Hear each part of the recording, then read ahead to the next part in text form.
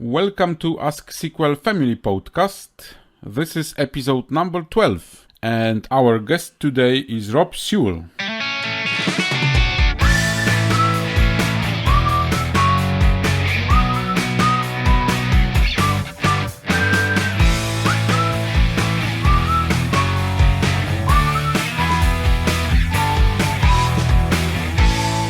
Hello, our today's guest has the most recognizable and the longest bird among SQL family members. So he's a PowerShell SQL automation guy, holder of MVP, blogger, speaker, PowerShell virtual group leader, DBA tools evangelist, and one of the contribution of the tool.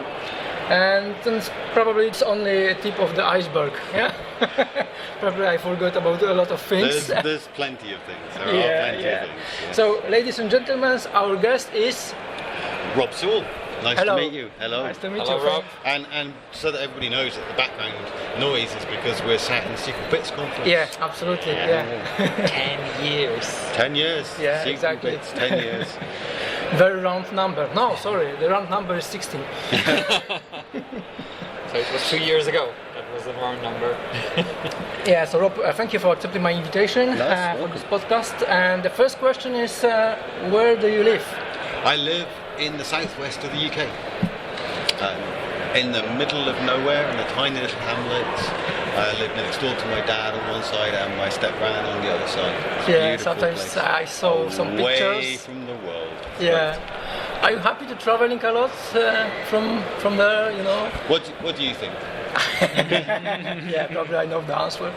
Considering the amount I love travelling. So one of the beauties of where I live is I'm quite close to M5, so I can very quickly get anywhere around if I need to. Not quickly, but I can get anywhere. And yeah, I'm lucky enough that my job and my passion means that last year I visited 17 countries. Wow. Some for work, That's a some big for, number. some for presentations. So yeah, I literally flew all the way around the world the wrong way. Singapore. Yeah, flew to Singapore for PowerShell Conference Asia, and then went from there via Japan to Seattle for PASS Summit, and then flew back to London, all in the space of 2 weeks. So that's interesting. I wouldn't recommend that. The jet lag No? that is quite hard. Well, Yeah. the journey from Singapore to Seattle, you leave at 6 o'clock in the morning, you travel for 18 hours or something, and you arrive at 10 o'clock in the morning. Yeah. I felt exactly similar when I was going to Seattle, last year, from London, So I spent 9 hours in the flight, and it still was only, I've lost 3 hours, something like this. Yeah? Yes, yeah, it really makes your body go, what's going on? Yeah, sure. Okay, so what do you do for a living? It's like in general terms. In general terms, very good question. I help organisations to do things that are automated, to make things go quicker and easier. So that's real general. Okay. Would you like more specifics? Not necessarily, No. but at some stage you have received an MVP title. I have this. So what did that mean to you when you get it? I found out that I'd got the MVP award whilst I was playing league cricket. So when you play cricket, one side, your side, my side at that moment were batting, so we were not actually in the field playing the game, so I was waiting, picked up my phone and just saw an email alert come in. Oh, wow. And it literally took my breath away. I was so delighted, I was so pleased. So Did you win that game? we did win the game, yes, we did win the game. Yes. On your website, I saw that sentence. Rob was also recognized Microsoft Cloud and Data Center MVP this year. This year, yes. So It was last year, I think. Yeah. when I wrote it, it was this year. So the other question is like, what? Okay, there are loads of people who are like looking at what you publish, what you present, and what hints would you give to those who are DBA wannabes? They start on the job market, or they are kind of finishing their studies. Are there any like 3 major hints that you would give them for their future career? What they should focus on? Understand that you will never stop learning. Just because you're finishing your studies or you're doing your exams, that's never ever going to be the end of it. Even when your beard is grey like mine, you're going to be needing to research and find out and learn about new things and new concepts. So that's number one, because that's really important to know that if you're going to choose that career, this is the thing you're going to be. Every day is a school day. Yeah. Every day is a school day. Never ever stop learning. It's one of my mantras, never stop learning. And secondly, I'd say don't aim on being a DBA. Aim on doing something that you love to do and that you really enjoy doing and that you do with a passion, because that way you're going to do something that's much more fun. And it's okay if I was speaking to somebody in our session today. She started as an application developer and then moved into doing some sort of BI things, and then actually found she enjoyed hearing about the DBAs and chose to find a job where that was going to be part of her new job, and now she's moving towards being a DBA. So it wasn't really that she chose one thing, she chose to be an application developer. But gradually she moves forward, she's going to move to something else. And it's kind of the same for myself, because I didn't choose to be a production DBA. This is my third career. I've done other things in the past. And I was the guy that was good at computers, so I enjoyed being around computers, and I moved forward and I'd got an opportunity to be a DBA and found I really loved it, and that's where I stuck. And I was a production DBA for a long time, and now I've moved really, and my work is not necessarily production DBA anymore. So it's moving forward. So I don't think you're ever going to sit still and do one particular thing. If you like that, it's cool, and if you don't like that, then that's okay. Find a different thing that catches you. So that's 2 things. Third thing, I think, if you're going to be a production DBA, is to don't expect to be the top dog straight away. Understand what you're going to do. SQL Server is really, really wide. So broad, so much stuff you can know. So make sure that you can at least understand the concepts of a lot of it, and then find the thing that catches your passion and your thing, and then go deep into that. So I understand about SSAS and cubes and that sort of thing. I could have a conversation, I could help with that, but I really don't know it very deep. Yeah. Whereas some other parts of SQL Server that I do know much deeper. And I think as long as you accept that, you know where the holes in are. Bonus tip. Yeah, if you want to be good at something, you should be focusing only on one specific subject. Yeah? So that was 3. So I'll give you a bonus tip. The bonus tip is people will give you a lot more respect when you say I don't know. So if you don't know the answer to something, say I don't know. Yeah. Many people are just afraid giving that answer. Yeah. Absolutely. They either feel that I should know that, and I think that inside sometimes. I should know that, but I don't. But also sometimes they go the other way and they try and bluff and sort of waffle and talk, and people don't respect you for absolutely. that. Yeah. So if you don't know, say I don't know. So you're giving a lot of speeches across the world, yeah? Yes. And how are you preparing yourself for a speech?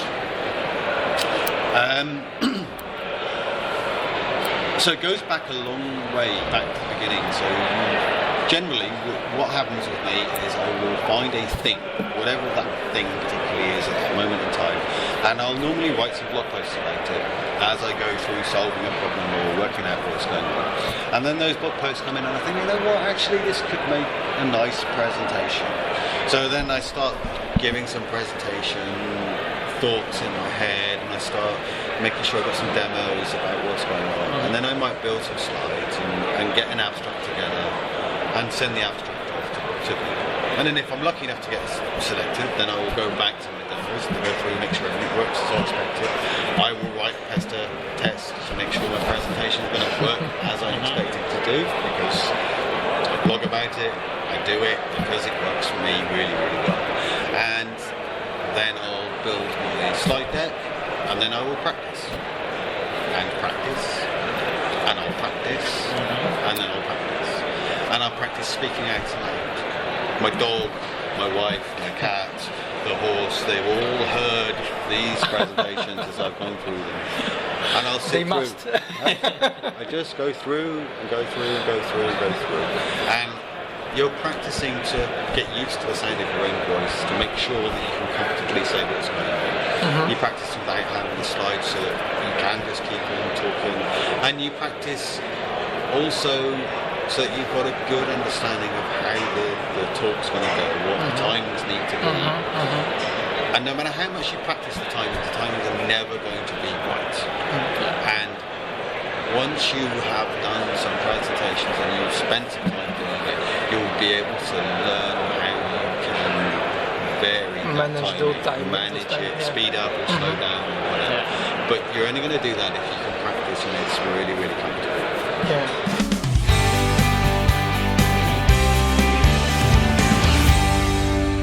So you're working a lot, I think, yeah? So you're engaged of many areas. Yes. So how about your work-life balance? Do you have something like this? Can you manage that? So do you know what my wife says? No, my not wife, yet. There's no such thing like work-life balance. what my wife says, she says you're really lucky. So what do you mean? So well, your work is your hobby, is your job, is your passion, is your fun, is your social time, is your career, and those things can sort of merge into one another. There's a day a few weeks ago when I worked at home, and I started at 6:30 in the morning, and I finished at 10:30 at night. And she said, "What have you been doing?" Not in a bad way, just like, "What was it you've been doing all that time?" And I was sort of, we were sort of talking about it, and realised that some of it was work for clients, and some of it was writing a blog, and some of it was doing organisation stuff for the PowerShell Conference in Europe, and some of it was practicing presentations, and some of it was answering emails for other clients. And it had all sort of happened in one big block, and you couldn't really see which bits were work and which bits were clients and which bits were community and which bits were presentations. They all kind of sort of blurred into it. I'm lucky because I have a very understanding wife, and also because the kids are grown up and gone, so it's just the two of us and a dog and a cat and 2 horses. So I'm lucky. Yeah, so probably, for sure, we just mentioned that, but how much important a passion is for you? Passion is what you get with me. The things that you hear me talk about and that I blog about are things I am passionate about because I love what I do. I was so lucky. Outside of IT stuff, I'm passionate about cricket. I play cricket for a league side. I like to watch cricket, and I like to fly my drone. I have a drone. That's you don't believe it, but this is my exactly next question. So my next question is: do you like taking a photo? And Photos. and extension of this question is: how often do you use a drone for this? So. Do I like taking photos? I love taking photos. I absolutely adore taking photos. One of the reasons I take photos is because my wife's not able to travel so much, and she likes to experience all of these places I go through all the photos that I take as they go along. So I love being able to share all those with her. It's really good fun. And yeah, I've got a drone. I've had drones for about 5 years now. I absolutely love it. It's a real escape for me because if I'm using a drone, I'm not sat at a desk with a computer in front of me. I'm out and about walking and doing stuff. I've got to go somewhere particular. I've got to check that there's a place where I'm allowed to fly the drone. I've got to find something interesting to take a video of, and I go off and I take videos, take photos. Yeah, I saw your photos from the drone. Yeah, so it was amazing quality of the photos. Really good. Yeah, really I was so surprised. Do you take your drone with you when you travel? I haven't taken my drone abroad. I need to think about if it's going in an aircraft, then we need to think about what batteries and weather would be. I always worry. I take an awful lot of electronic equipment, as you imagine. So customers are always fun anyway. But so far I've only ever done it in the UK. I'd love to take it abroad, but I haven't managed it quite yet. Because there's an awful lot of rules and regulations. So within the UK, you're only allowed to fly up to 400 feet. You have to be within eyesight. There are certain places where you're not allowed to fly, and I'm not sure which the authority name is precisely, but they provided an app with gives you the map that shows you where you can and can't fly. So I'm very thankful to follow all of those things, and haven't really researched any other country yet. But undoubtedly, at some point I will take it abroad. Yes.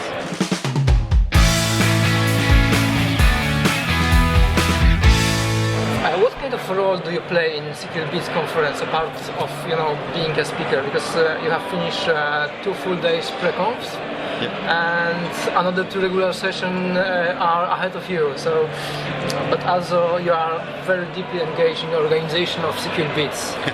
So in the organisation of SQLBits, I have absolutely zero input at all. Nothing. I do nothing at all. I'm not a member of the committee. No part of the organisation at all. This year, really, yeah. Wow. So this year, I did play a small part in some of the speaker selections, and up until then, my role has been as a helper, as a volunteer. So because I'm in the southwest, where Jonathan and Annette are, they're both members of the committee. They run the user group. We did SQL Saturday So it's Exeter easier together. if you are So we know working each other, together. and we get on. Yeah. We get on really well together. Makes so sense. I love helping people, and I'm not afraid to talk to people. And Yeah, we know that. So I really enjoy doing that part of it. So I've been a conference helper and a runner, room monitor, and all these, helping to make sure that happens. And in fact, that's what I'm doing for the next 2 days. I've got 2 sessions as well, but I'm going to be a conference helper, running around, making sure that everything is happening smoothly, because you cannot imagine the amount of work that goes on to putting on a conference the size of SQLBits is done by volunteers in their own time, and that's before it happens. And then when the thing's actually going on, you need to make sure the rooms are in the right place, the speakers are in the right place, and they're starting and finishing at the right times, and the audio's in the right place, and the coffee's coming down, and all of these things. And you've got 2,000 people here, and they need to know where things are, and they have problems and issues they need to get resolved in certain ways. Things break, and all of that's got to come through and be organised in some way. So I play a tiny part in that. Actually, we can imagine that because we are organizing SQL Day in Wrocław. Of course, it's not that size of the conference, but still. Not only that, both of you got orange shirts on. You're both volunteers here as well, doing your part and helping. It's all sides of the story. Exactly. So you are blogging and tweeting a lot. Your last post is about 108 configurations. Yes. Today's post. Tell me about something about Pester and how it can help for DBAs. So I blog and tweet a lot, yes, because I like to share what it is that I do. My point of view on that is that there's no point you guys going off and writing something if somebody else has already done it. Just like I don't go out and write something new if somebody else has already written it. I make use of it. And this is how we all learn and share and improve and iterate and take the stuff forward. So Pester, I love Pester. Pester is one of my favourite things. I'm a big PowerShell person. I've always loved using PowerShell, and Pester enables us to is a unit testing framework for PowerShell. So it's got 2 sides to it. You can use it in test-driven development, TDD, to write your PowerShell code in a good way make sure that you're unit testing it correctly and it's doing what you expect it to do as you're writing it. Good, proper code writing. You can also use it within the integration test, which is what we do in DBA tools. So DBA tools, before a command goes out and is released to the public, it has already run an integration test against actual SQL servers, and we've made sure that all of the things that it's supposed to do are what it needs to do by using Pester to validate that's what's happening. And today we announced DBA checks, and DBA checks enables anybody to run there are 80 tests, and there's 108 configurations for those tests that enable SQL Server DBA to be able to validate that their environment is as they would expect it. Pester gives a nice good output. Green is pass, red is fail. So I like to say green is good, red is bad. And we can also export it out into JSON or NUnit XML for use in CI processes, convert into HTML, but best of all, you can put Power BI on the front of it and make pretty dashboards. Yeah, that's great. So in terms of Pester, so does it mean that it's not only for DBAs? Yeah, you can if you use PowerShell, you can use Pester as a tester tool. Absolutely. So if you're writing PowerShell code, you should use Pester to validate it with unit test and integration test. And if you can run a PowerShell command and get an output, you can write a Pester test to check if it's the output that you want or not. Okay. Run it repeatedly, reliably, automated overnight, and get results. Great. Because so far I thought that it's mainly for DBAs, but it's for the developers as well. Anybody? Yeah. Azure guys, admin guys, sysadmins, Active Directory, Exchange. There's no limit to where Pester's going to stop. If you can connect to something with PowerShell, you can use Pester to test it. Yeah, and go on. Yeah. Okay. We said the word PowerShell a lot during this interview. So the question is, what was the inflection point in your career that turned you to PowerShell? Was it any session, or you've seen a speaker, or? So it was literally that validating my agent jobs had successfully completed. Before I even knew Pester, before Pester was even around, that was the thing that enabled me to go on 100 and 120 instances and make sure that every single job had and what I used PowerShell to do was to create an Excel sheet and turn a cell green for good and red for bad. So that's where it really started, and I went, this is the thing that works. And however many years later, I'm still doing the same, but I'm doing it with Pester. So it's really quite freaky, it's quite funny. Yeah, good point, valid point. Okay.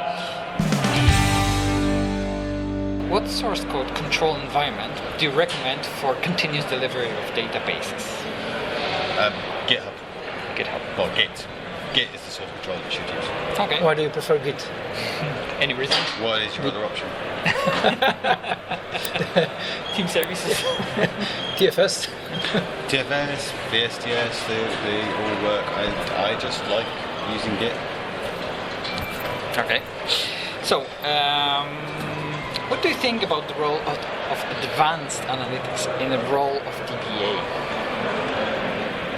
What do you mean by advanced analytics? Like analyzing logs, predicting situations, predicting problems. It's the way that it's the way the world is going. This is what we're going to do. There's no point trying to use human being to analyze hundreds and thousands of files and text and whatever, because computers can do that so much better. That's where we're going to be. We need to accept that. We were talking earlier about never stop learning, always keep moving forward. This is the way that we're going to start moving forward, so we have to accept that's what we're doing. So do the DBA should worry about it and trying to find out new job? No, the DBA shouldn't worry about finding a new job. DBA should just adapt to survive to do what they need to do. At the end of our conversation, tell us where we can find you in the internet, Finding me on the internet is really easy. Search Google for SQL DBA with a beard. If you want to find me on Twitter, you're going to have to do SQL DBA with beard. So there's no A there. Okay. Yeah, we'll add the link to that. and to your blog as well. Thank you very much. Thank you very much, Rob. Thank for you this very meeting. much. Thank you. Thank you for joining us, listening this podcast, and time spent jointly. You can find this podcast on website sqlplayer.net. Share this episode if you like it, and let us know if you want to hear a specific person from SQL community, or maybe about interesting topic or technology.